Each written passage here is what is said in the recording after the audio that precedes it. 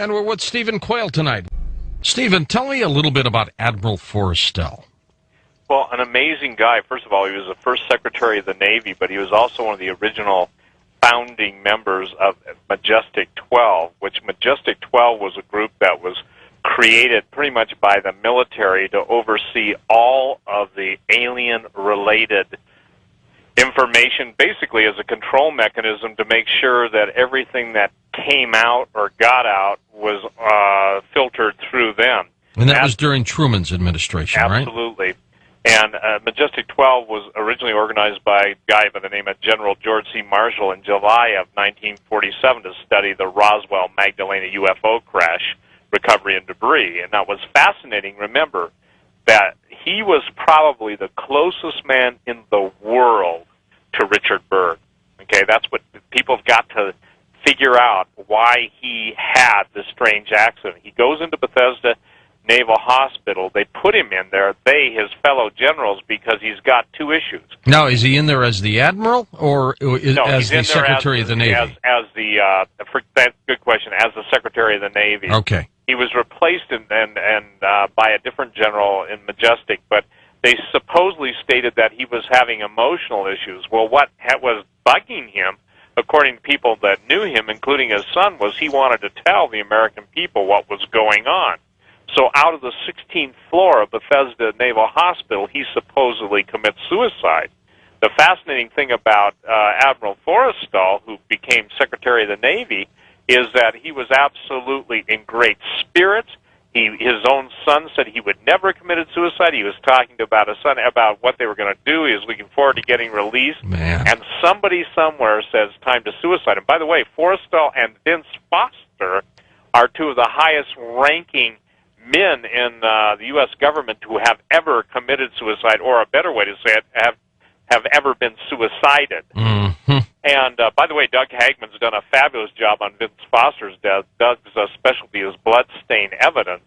And so I don't know, if people can recognize it, but there are certain things that you look for in suicide, and when you don't find those things, you say, okay, who had the most to gain? Right. And what Richard Byrd was more concerned about than everything, Admiral Byrd, was the fact that even in those days, they shared Eisenhower's concern about the military-industrial complex.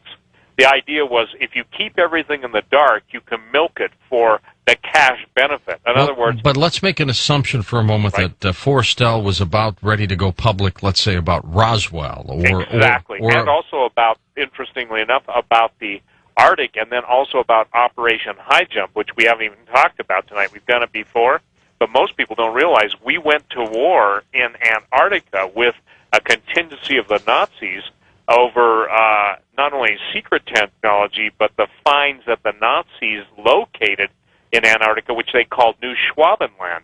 And after the Nazis, which is called Operation High Jump, again, George, it's on the page that we've put up for listeners. What I've tried to do is give them all the stuff. I mean, you and I can only touch on, so much in the time we have together, but all this stuff, all roads lead to Rome, and when you get to Rome, you find out Rome is not a very nice place. Somebody tossed the Admiral right out the window. 16th floor. And the point is that, again, what, according to his son and those around him, what specifically Majestic at that point was concerned about is that he would spill the beans on what was found in the Arctic. He would spill the beans on what was found in the Antarctic.